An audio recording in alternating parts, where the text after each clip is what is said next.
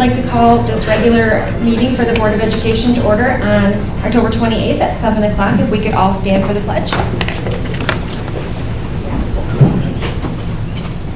I pledge allegiance to the flag of the United States of America and to the republic for which it stands, one nation, under God, indivisible, with liberty and justice for all. Thank you. Next up is our mission statement. Angela. At Richmond Community Schools, we provide a quality education that empowers students to be successful in a global community. Thank you. Roll call. Angela. Sarah? Here. Jessica? Here. Kyle? Here. Chris? Here. Margaret? Here. Sherry? Here. And I am present. You have a quorum. Thank you. Looking for a motion to approve the agenda. So moved. Chris, that was you. Yes. Support. Is there any discussion? All those in favor? Aye. Opposed? Motion passes. Looking for approval for the consent agenda. I motion to accept the recommendation of the superintendent and approve the consent agenda as presented in the attached documentation. Support. Okay, is there any discussion? Tonight I would like to introduce to the board Mrs. Lashbrook. Mrs. Lashbrook received her undergraduate degree from Eastern Michigan University in April of 1998. She's currently certified in K-12 mathematics, K-12 emotional impairment, and K-12 learning disabilities. She is my recommendation for the Director of Student Support Services.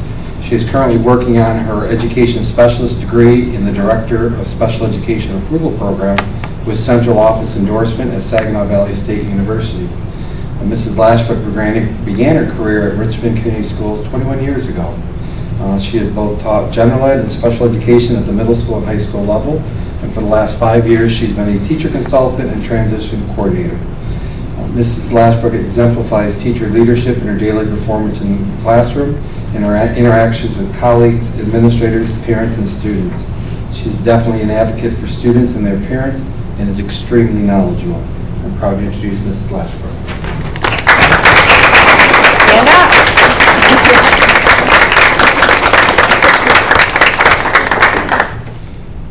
So Mrs. Lashbrook will begin December 1st with Mrs. Monashevsky ending December 31st. So there'll be a couple days of an overlap so we can transition.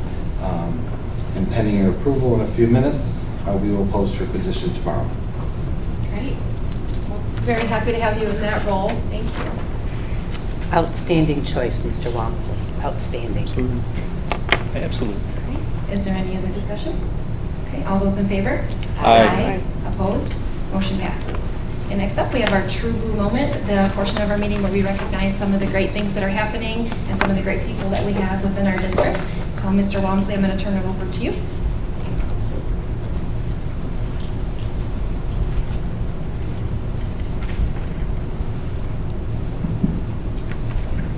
We begin with National Principals Month. Each October, the National Principal Month recognizes the essential role principals and department leaders play in making schools great. Richmond's administrators are among the hardest working and often the least recognized individuals in education. When I reflect about what this month means, I often think of a book that comes to mind, having an elementary background and a teaching background, called What Principals Do When No One's Looking. In this book, it's about principals who unselfishly devote enormous amounts of time and energy in order to make a better place for all students to learn. And that exemplifies our administrators here tonight. Administrators set the academic tone for their building. It is their vision and dedication and their determination that provides the mobiling force for achieving student success. Each October, as I said, the National Education of Secondary School Principals, the National Association of Elementary School Principals, and the American Federation of School Administrators seek to honor these unsung heroes for their tireless effort of pursuing excellence in education. Great schools start with great leaders, and our administrative team is second to none. On behalf of the board, I would like to personally thank our principals, deans of students, and department directors whose extraordinary efforts to make students and staff in their buildings feel safe, establish a culture of learning in their building, and ensure the necessary resources are available for student teachers. For all you do, we do appreciate what you do. Would you please, when your name is called forward, come join us and we can shake hands and offer a small token of our appreciation.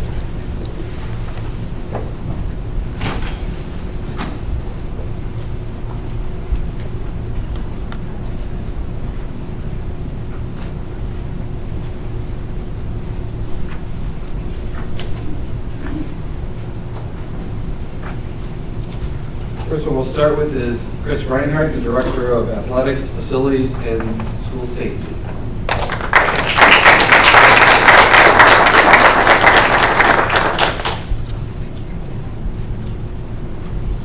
Principal of Lee Elementary School, David Koshin.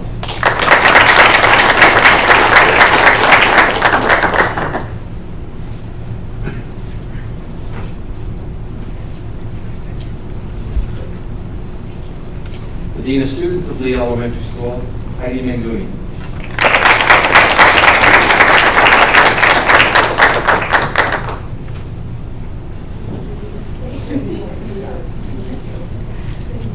Principal of Richmond Middle School, Keith Bartels.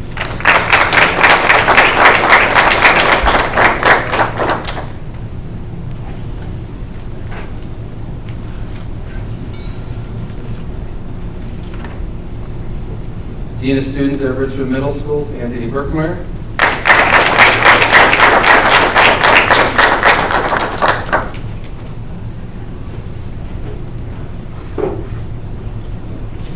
Principal of Richmond High School, Andy Castle.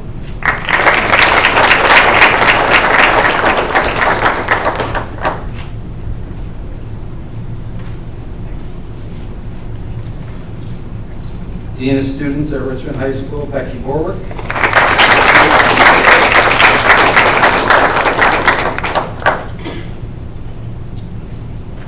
And unfortunately, Shirley Medichesi couldn't be here tonight, so I'll make sure she gets her certificate. So again, thank you.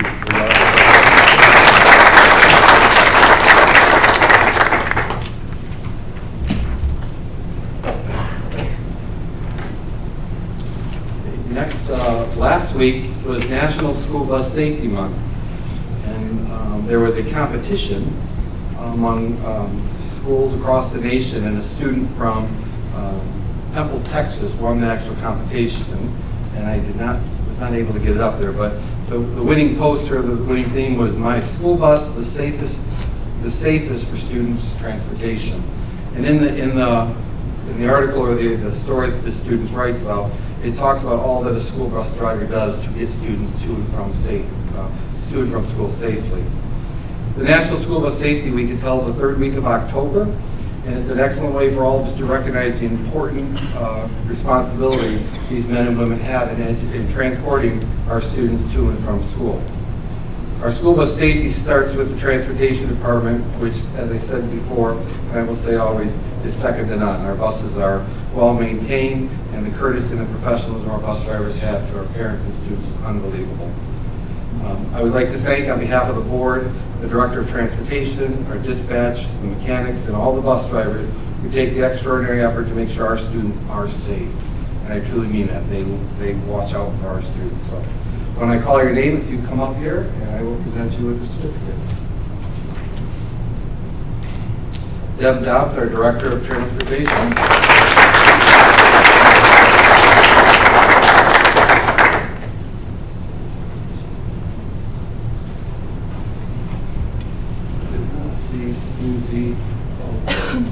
Susie's our dispatch. James Atkins, one of our bus drivers.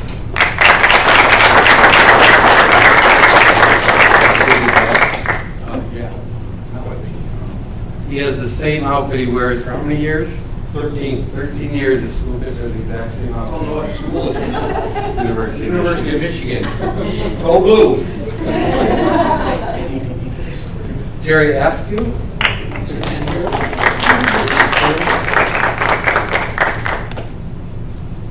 I don't think Megan Galvin's here.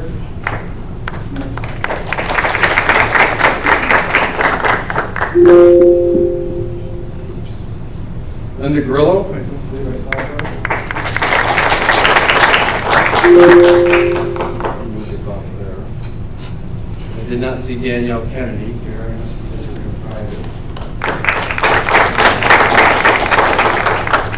Monica said she couldn't make it. Monica Lippico. And Jamie Miller also said he was not able to make it. Karen Montgomery, I don't believe this is about her. Lisa Precopio.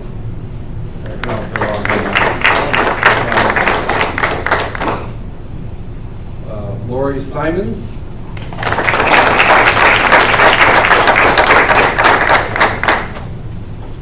Thank you, Lori.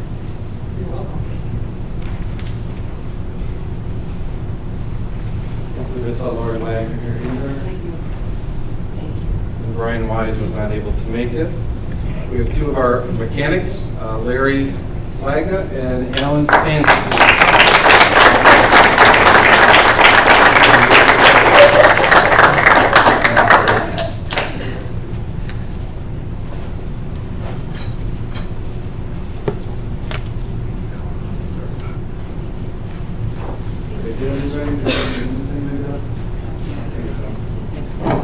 Again, thank you for all you do. We have one of the best, I would probably say the best transportation department in the state. Thank you.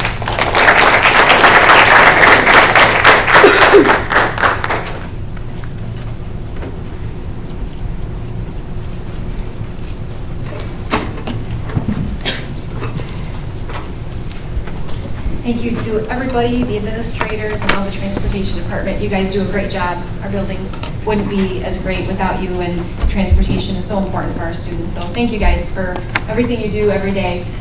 We're glad we could recognize you at a meeting like this, so thank you. All right, next up we have public comment, a portion of our meeting where anyone in the audience can come and address the board. You have 3 minutes to speak. It's not a question and answer period. If you have questions, you can leave your name and number and I can get back with you. Does anyone like to address the board today? Okay, next up we have the student rep report. Oh, thank you. So I'll start off with the Lee School, who had their PBIS assembly the 25th, and this was focusing on caution and safety. Also on the 25th, the Lee PTO hosted Trunk or Treat, and they had a candy giveaway, games in the gym, and food items available. The Farm Lab will be at Lee this week, and November 8th is Dentists R Us. The PTO is planning a pizza party for the World's Finest Chocolate fundraiser. 295 students are invited, where 125 of them will be getting 175 cans of Silly String to spray Mr. Cochin. So I'm sure they'll really enjoy that. Moving to the middle school, their Boo Bash was a great success and it had a really big turnout. And the 4th and 5th grade attended Science Assembly at the Lee. The 4th and 5th graders will also partake in the Farm Lab this week at the Lee School. The annual Pink Out will be this Thursday. The girls' basketball and RMS wrestling both start this week. The final football game is this Wednesday. And the annual Veterans Ceremony will be Friday, November 8th. The 4th and 5th graders also saw a brief sample of the Young Americans, and that's a great opportunity for, I believe, 4 through 12, for anybody who just is interested in performing arts to take a chance at. And the NJHS Rake and Run will be within the next few weeks. The end of the quarter is this Friday. Moving on to the high school, the RHS Halloween Choir concert was last Thursday, and the students all had a lot of fun because they were able to dress up and they gave a great performance. Last Friday was the College Application Assembly. Seniors and freshmen were invited to celebrate both FAFSA and college applications. This was a great opportunity for the freshmen to see kind of what goes into the college process and how they should be thinking about kind of where they want to go and what they want to do at this time. The RHS football team will be hosting a home playoff game this Friday, and this will be a chance for us to rematch with Almont. And lastly, a big congratulations to the girls cross country team who qualified to advance to the state finals this past Saturday. And also 2 individuals from the boys team, Tristan Riggs and Evan Green, have also advanced. And this is really awesome for them because I know they've worked super hard to get there. So congrats to them. Thank you. Thank you. Next up, we have Superintendent and Legislative Update, Mr. Walmsley. To piggyback on what Lexi had stated, this Friday is the Halloween celebration activities. It is also a half day school and the end of the first marking period. This Saturday is the Richmond Education Dueling Pianos Foundation at Youngers. Tickets are still available. They're $20. The doors open at 7 o'clock and the show is at 8. Just a reminder, 1 week from tomorrow is Election Day. We ask all of our parents to get out and make sure they vote, as well as our community members, for the upcoming election. We received 2 donations last week. One is the Women of the Moose donated $150 to go towards student lunch programs to assist families who are struggling paying for that. So I'll be sending a thank you letter on behalf of the board, as well as I received from Susan Jakubiak a picture, and it's actually in my office. It's of the old high school prior to it when it was torn down. It was hanging in the, I guess, the principal's office, what I'm told, before it was torn down and passed hands and so forth, and she wanted to make sure the school got it back. So we have worked with the Historical Society, so they have a picture of a copy of that picture, and so now it's in the original frame that it was in back in, I believe the school was torn down in 1959, around that time period. So the legislation, at the legislative level, there's a couple bills that are in the hopper. One is House Bill 4974, which would allow a foreign language credit to be set, or a computer coding class to satisfy a foreign language credit. That's still in the process. There's also a House Bill 5038, which and 5039 by several Republican representatives that want to allow schools to begin attaching cameras to the bus signs on the sides of the bus, when the stop sign, I should say, to be allowed to see those cars that are passing and turn that footage over to police. So it's still in the process, but it is out there because there is a number of cars throughout the state that do not follow the law and pass buses. So there is a House Commerce bill, which a lot of the superintendents in the state are watching, which is House Bill 5127 and House Bill 5128, which exempts data enterprise centers. These are the buildings that house the data for Google and all the search engines, and would exempt them from sales tax. And the one bill that's actually out there would exempt them for 20 years, extending out to 2055. This has a detrimental effect on the impact of the school aid, as we rely on part of the sales tax for the school aid fund. We received our first state aid payment of the year, and I just want to visually show up. This is what we typically get. It shows an itemized line item, and you can see in the difference, this is what we got in August, which was our last state aid payment. And you can see there's a lot of differences. For the line item vetoes that were taking place, that has affected Richmond by $128,000 that we were expecting this year, that in the line item vetoes we no longer receive. Those include the computer adaptive tests, which we typically have used for NWA, CTE pupil incentives, which we, for the number of students in the high school and CTE courses, dual enrollment incentives, early literacy targeted instruction, there's about $18,000 there, and high school per pupil support, the $25 per pupil, and vocational dollars, which total almost $68,000. So when you add up all of these items, it's about $125,000 that we do not have coming to us in our state aid because of those line items.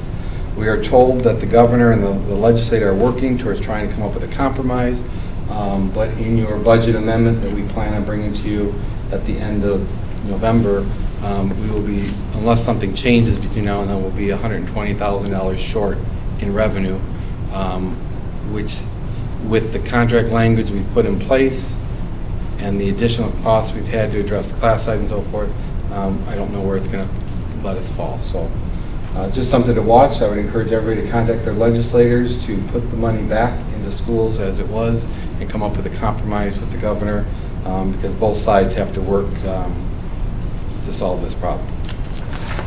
That's it. Okay, thanks, Brian. Next up, we have items of interest from the board. Is there anybody who would like to share anything today? I just was going to ask Mr. Castle, I read the article in the Macomb Daily. I know you have talked about the National Merit Scholarship finalists, and you couldn't say the student's name before, I assume, right? You couldn't share, and now it's public, so do we want to? I didn't know before, I hadn't seen that article. It was in, I saw it today. It listed all there maybe 10 Macomb County students that listed the schools they were from and that they were the finalists. So is it not? I mean, can I go ahead?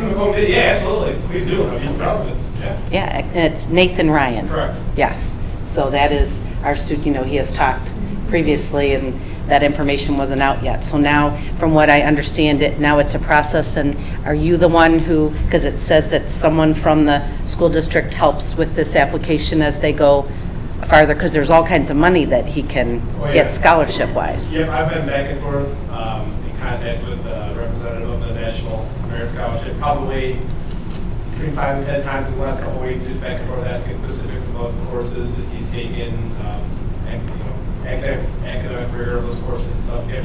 Like there's an application and everything? Yeah, so Pretty expensive. it's pretty exciting, the fact that there's not that many kids who do this, and if I say 2,500 ever have done, I should have. To even qualify, you have to be in the top 1%. From there, Right. it's narrowed down each round, usually in half. So we're talking about the very top of the Of the top, top of the top here. right, yeah, so it's pretty exciting, That's great. yeah.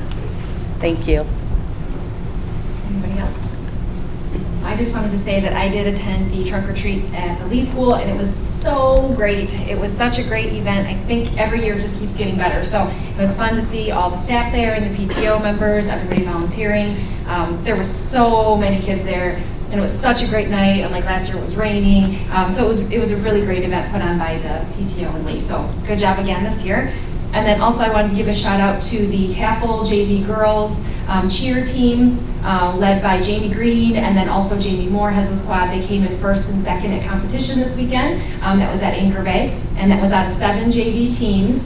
We had 2 teams represented for Richmond Blue and Richmond White, and we took first and second. So I was very happy to see that. So we were represented very well at the cheer competition this weekend. So they worked so hard, and it's kind of a small thing, but it's a big thing. Just, they practice like 3 to 4 days a week, and they're using our facilities to practice in. And if they didn't have that space, space is such a big thing. If they didn't have that space that we let them use, they would not have been as polished as they were. They were on point, like both teams were amazing. And I know it's having the right kind of facilities to practice in makes a huge difference. So I just want to, support the school allowing these groups to use our facilities, because it really does make a difference, and then they can go out there, they can be confident, they know they practice, they put the time and energy in, and it worked because they all got a medal. So it was very cool.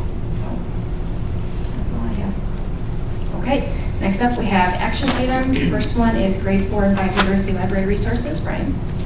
This item is to expand the literacy library. We'll be moving some of the upper level books from elementary to the middle school. There are some other purchases that will be made, but they're under the board threshold, so they'll be processed by my office. But this one is over the $10,000 mark. So this is for capstone curriculum resources for $14,992.52.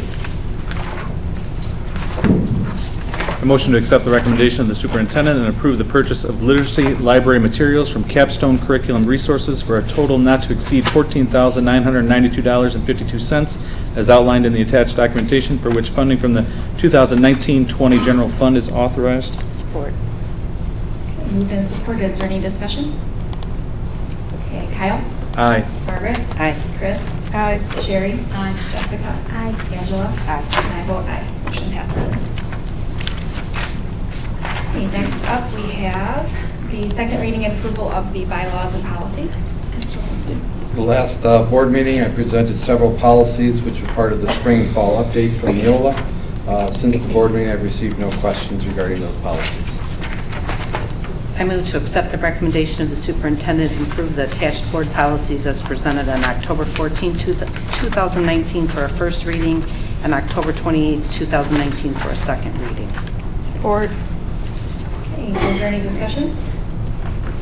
Okay, all those in favor? Aye. Opposed? Motion passes. Okay, next up, we have approval of the bleacher donation. At the last board meeting, Director of Athletics, Facilities, and School Safety, Mr. Reinhardt, presented to the board a recommendation to accept the donation for bleachers from the Richmond Athletic Club Endowment Fund for a total of $14,994.81. I motion to accept the recommendation of the superintendent and accept the donation for home and away side bleachers for the baseball and softball varsity fields. Support. Okay, any discussion? All those in favor? Aye. Opposed? Motion passes. And just a big thank you for the donation. It's very much appreciated, I think, in our facilities. All right, next up, I'm looking for a motion to go into closed session. Pursuant to Section 8H of the Michigan Open Meetings Act, I move that the Board of Education go into closed session to consider material exempt from discussion or disclosure by state or federal statute. Support. Any discussion? Okay, Jessica? Aye. Sherry? Chris? Aye. Kyle? Aye. Angela? Aye. Margaret? Aye. And I vote aye. We will be going into closed session, and we may be taking action when we come out.